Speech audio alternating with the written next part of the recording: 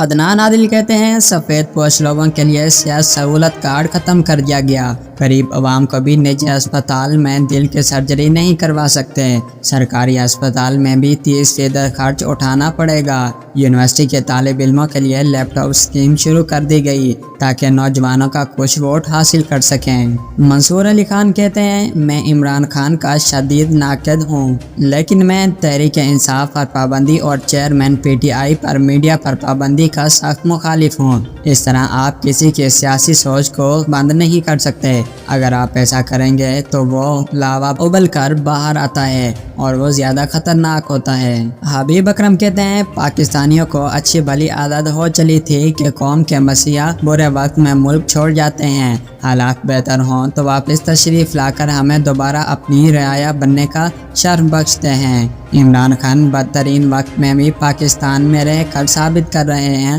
کہ ان کا جینا مرنا یہی ہے۔ صدیق جان نے کہا ہے ایک امیدوار نے بتایا کہ میں لوگوں کے پاس ووٹ مانگنے گیا تو انہوں نے کہا اگر تمہارا نشان بلہ ہے تو ہمارے پاس آنے کی ضرورت نہیں، اور اگر بلہ نہیں ہے تب بھی ہمارے پاس آنے کی ضرورت نہیں، کیونکہ ہم نے ووٹ بلے کو دینا ہے، اگر بلے کے علاوہ کوئی بھی نشان ہو ہم نے ووٹ نہیں دینا۔ شہباز گل کہتے ہیں جب عمران خان نے انٹرویو میں ایبسلیوٹلی ناٹ بولا تو میں موجود تھا، میرا پہلا ری ایکشن تھا کہ آپ گئے۔ اس کے بعد خان صاحب سے بات کی کہ آپ یہ نہ کہتے بلکہ کہہ دیتے کہ جب امریکہ بات کرے گا تو دیکھیں گے، تو عمران خان نے کہا امریکہ ہم پہ ہمیشہ ڈبل گیم کا الزام لگاتا ہے، میں ڈبل گیم نہیں کھیلوں گا، میرے ملک کے لیے جنگ میں شمولیت بری ہے تو میں یہی امریکہ کو بتا رہا ہوں، میں امریکہ سے دوستی چاہتا ہوں لیکن جنگ میرے ملک کے لیے اچھی نہیں۔ شہباز گل کہتے ہیں جنرل باجوہ عمران خان کے شلوار قمیض پہننے کو ناپسند کرتے تھے،